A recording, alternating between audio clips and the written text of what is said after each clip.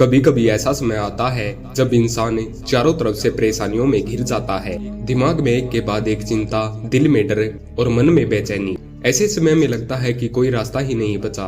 कुछ ऐसा ही हाल अर्जुन का भी था जब कुरुक्षेत्र के मैदान में वो खड़े थे।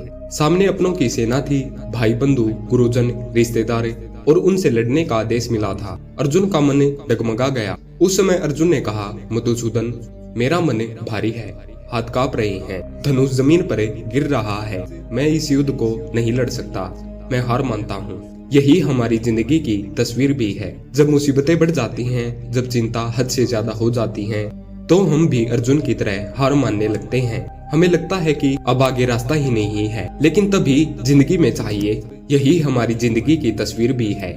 जब मुसीबतें बढ़ जाती हैं, जब चिंता हद से ज्यादा हो जाती है, तो हम भी अर्जुन की तरह हार मानने लगते हैं। हमें लगता है कि अब आगे रास्ता नहीं है, लेकिन तभी जिंदगी में चाहिए एक मार्गदर्शक जो हमें धैर्य सिखाए, जो हमें याद दिलाए कि चिंता से कुछ नहीं होता। और अर्जुन के लिए वो मार्गदर्शक बने श्री कृष्ण। श्री कृष्ण ने बहुत गहरी बात कही है, अर्जुन चिंता मत करो, जो हुआ है वो हो चुका है, जो होगा वो समय के अनुसार होगा। तुम्हारा काम सिर्फ अपना कर्तव्य निभाना है। सोचिए कितनी गहरी सीख है इसमें। हम रोज छोटी छोटी बातों को लेकर परेशान हो जाते हैं। भविष्य कैसा होगा, रिजल्ट क्या आएगा, नौकरी मिलेगी या नहीं, घर का क्या होगा, इन सवालों में हम अपनी नींद, अपनी शांति सब खो देते हैं। लेकिन श्री कृष्ण कहते हैं कि इंसान को धैर्य रखना चाहिए। धैर्य मतलब सिर्फ चुपचाप बैठना नहीं है। धैर्य का मतलब है मन को शांत रखना और सही समय का इंतजार करना। देखिए, जब बीज बोया जाता है तो वो तुरंत फल नहीं देता।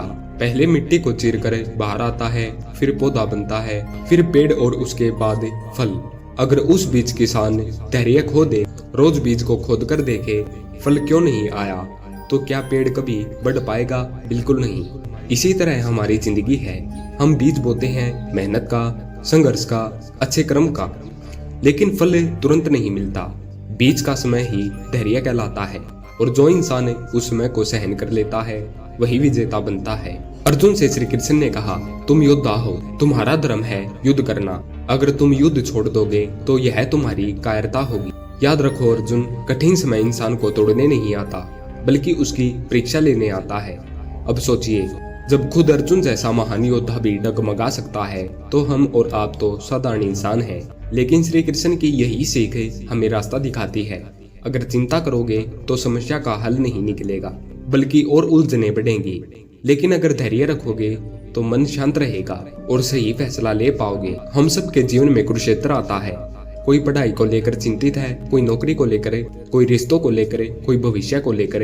लेकिन याद रखो, चिंता से सिर्फ अंधेरा बढ़ता है, धैर्य से रोशनी बढ़ती है। धैर्य रखने का मतलब यह नहीं कि बैठकर किस्मत का इंतजार करो। धैर्य का मतलब है मेहनत करते रहो और परिणाम की चिंता मत करो। श्री कृष्ण ने गीता में साफ कहा है, कर्म करो लेकिन फल की चिंता मत करो।